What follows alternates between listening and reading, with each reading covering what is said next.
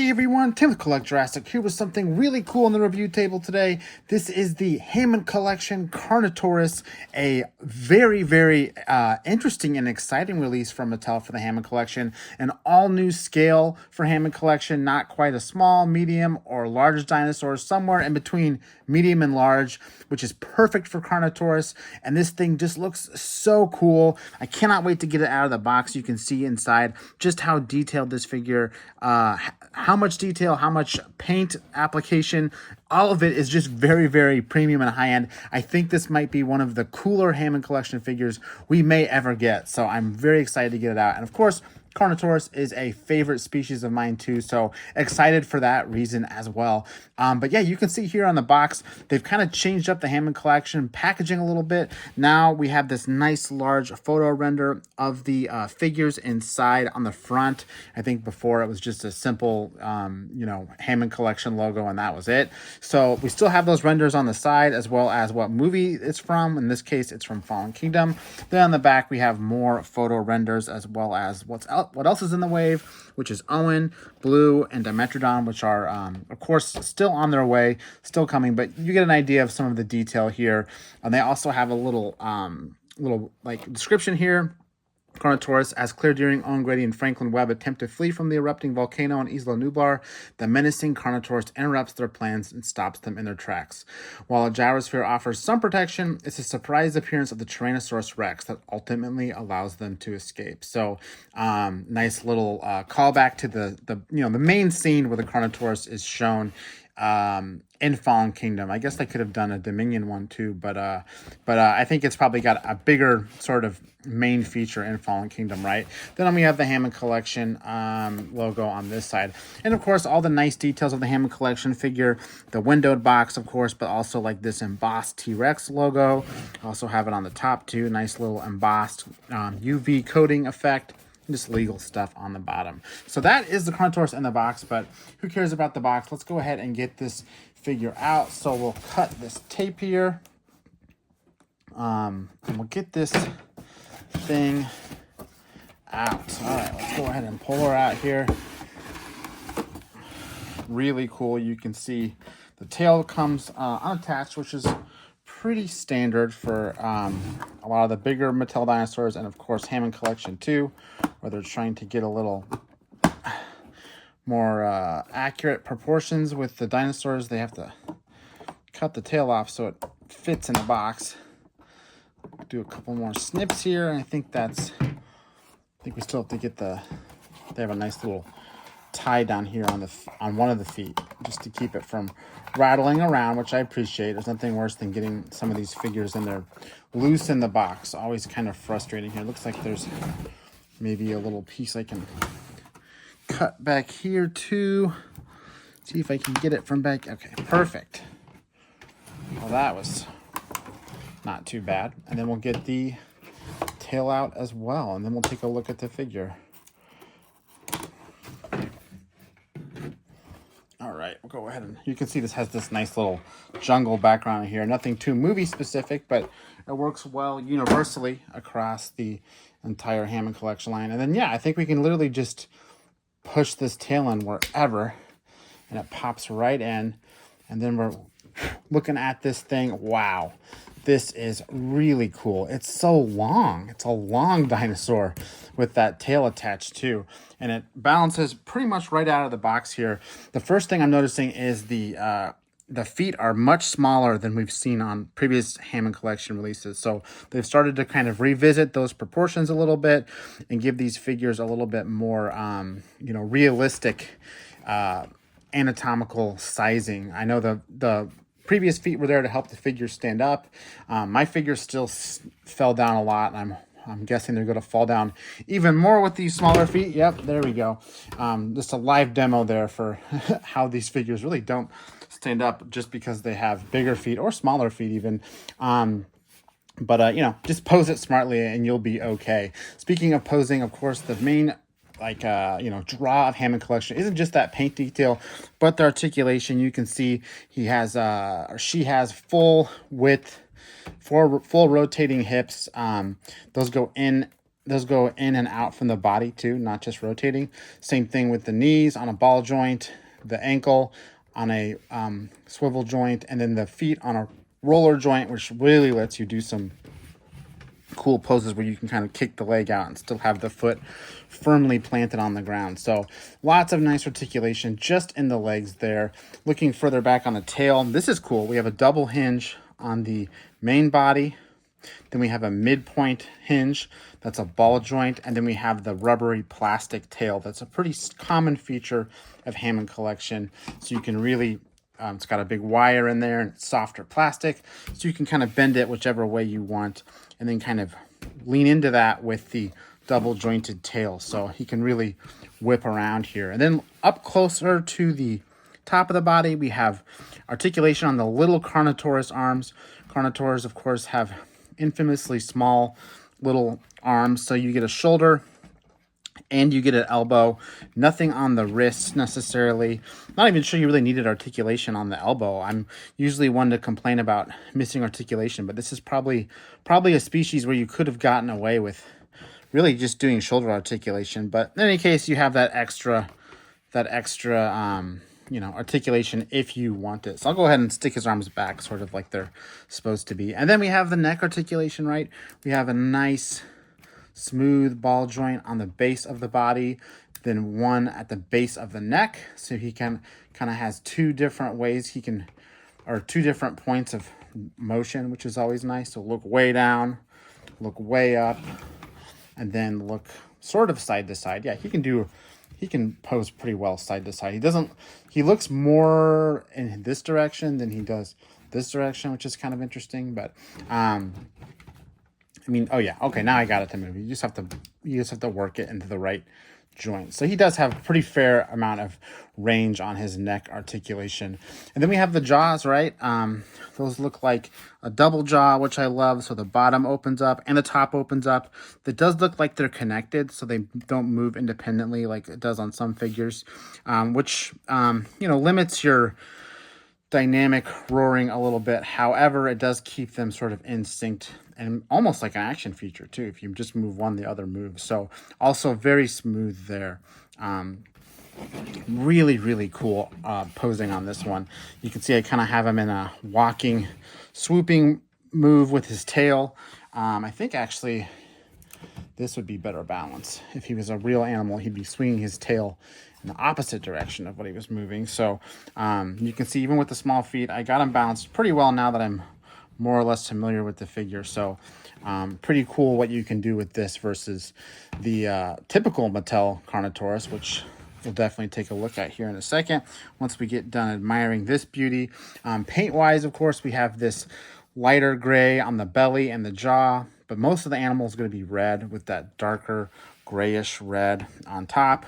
Blends really well. It's not too complicated. There's not a lot of other things going on, but at least in the head you get a nice pop of detail with that glass eye, right? And you can see the glass eyes definitely add a little bit of realism to the eye, but you really have to catch the light just right. There is an iris in there, but I'm not sure holding up to my camera will ever be able to get the light to hit it because we're blocking the light it needs. But I mean, it looks better here than it did the first Rex we ever got, right? Like those eyes that they went back and changed were made to be less cloudy, and these ones are definitely less cloudy. So you can see there a little bit better, the eye catching some light. Still think there maybe is a little bit of R&D they need to do there to get those to look perfect, but they certainly are looking good here for what they are and how small they are. I can't wait to see them on a smaller figure though, because I know they're going to be in the smaller figures too, which doesn't make quite as much sense.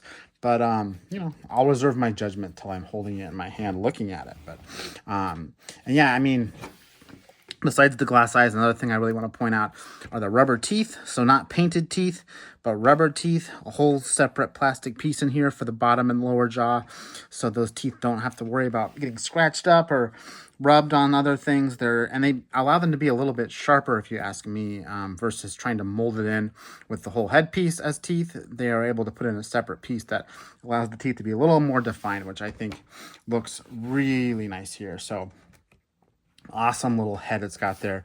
I mean, sculpt detail, I mean, what else is there to say? This is probably about as good as it can possibly get.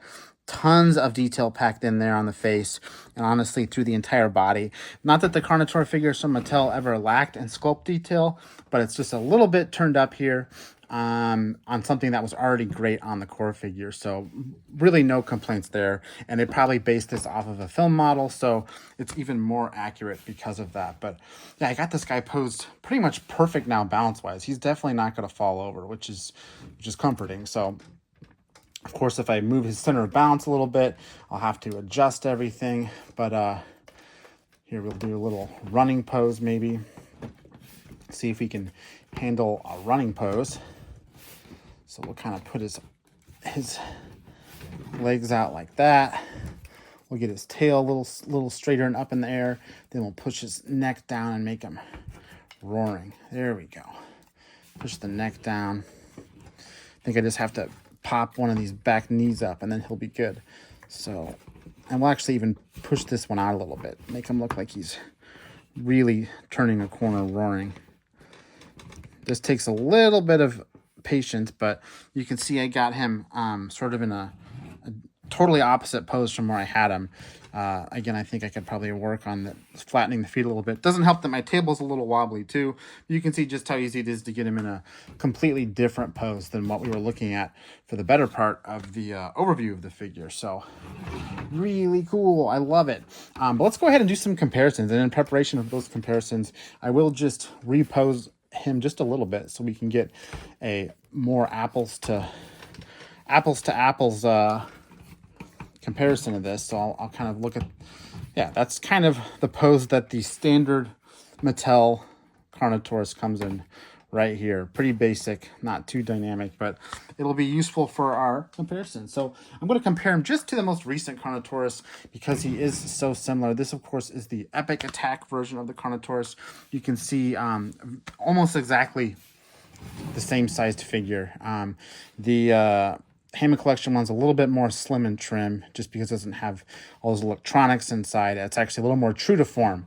Not quite as bulky as the Epic Attack version, but same height. I'm going to say that the Hammond Collection version is considerably longer. See the stubby tail on the core version is just a little too short. But like paint wise, they have basically the same paint. This red, it's a little more saturated on the Hammond Collection figure, but certainly meant to be, you know, reminiscent of each other. I will say the core figure has a little bit more defined striations and stripes and spots versus sort of the blurry like blots on this one, but I'm guessing that's a conscious decision. They could have probably done something like this.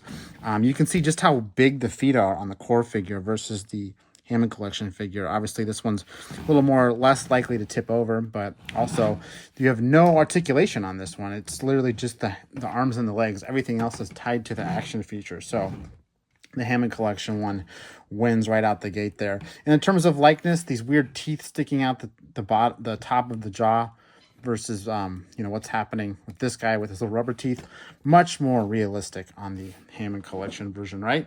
So looking really, really nice there.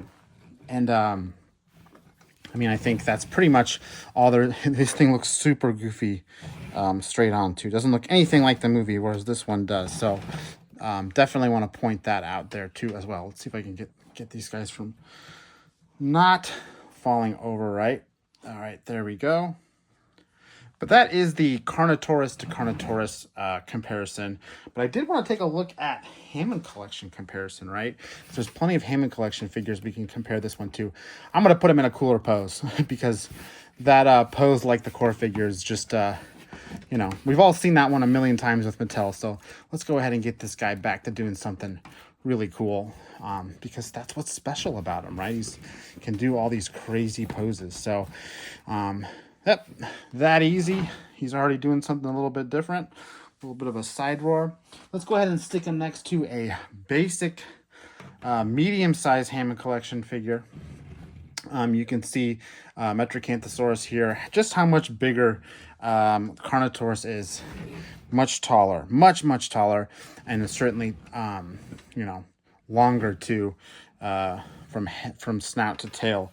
A much longer figure. So you can see there just, you know, this is probably like a $22 figure in my hand with Metracanthosaurus and Carnotaurus skewing more toward that 35 to 35-ish range. Then of course we have the Hammond Collection T-Rex, certainly one of the jewels of Mattel toys, if not or certainly the jewel of Mattel collection, if not every Mattel toy that ever made. You can see the T-Rex is still queen. She's huge compared to the CARNOTAURUS, as she should be. So pretty accurate scale there. In fact, I'll pop her down a little bit just so she's not towering over it quite so much. And this, of course, is the new version of the Rex that has the more visible glass eye than the previous version, which I love. But you can see sort of their similarly put clear eyes there and how they catch the light or don't in this case. The Metracanthosaurus over there does not have that sort of eye. It has the painted eye, which we will no longer see with Hammond Collection going forward. Just a painted eye, but it doesn't look bad. None of them look bad necessarily. It's just a different effect, but it is really cool when the light does catch their eye like that. And why don't we just throw a human in just for comparison's sake? We got Alan Grant here, one of my favorite Hammond Collection figures, scaled perfectly next to the CARNOTAURUS. Not too big, not too small. So get a nice appreciation of the three ranges of medium to large to somewhere in between with CARNOTAURUS. Of course, you have the smaller figures too, but I think Grant probably accurately represents those in this case. So it's really cool they decided to take this sort of separate scale for the CARNOTAURUS here, because it's perfect for him and it works really, really well for this figure. So excellent job on that. Go ahead and put my figures here down to the side. And back to this amazing figure. I mean, this thing is so cool, and I really hope they take this scale and keep doing it. I'd love to see a Stegosaurus. For one, maybe like the possibilities are endless. They could do a bigger Triceratops. There's a lot they could do just by tweaking the scale for Jurassic in terms of other figures that they could, make a little bit bigger than what they're limited to in that other side. So, but this one is definitely a triumph, and I'm going to say they're going to be hard-pressed to beat this perfect recreation of CARNOTAURUS. I just absolutely love this figure. It just looks awesome. I can't wait to get it on the shelf and get it all in the display, because it looks just really cool and does so many cool poses. So this one, of course, is available at Target and available on Amazon if you're lucky and can catch it while it's in stock. I'll go ahead and put those links in the caption if you want to grab one for yourself if you haven't already. But yeah, this is an awesome figure. Highly recommend it. Definitely one of my favorite Hammond Collection figures so far. But I think that's all I got to say. Again, I'm Tim with Collect Jurassic. Thanks for watching, and I'll see you next time.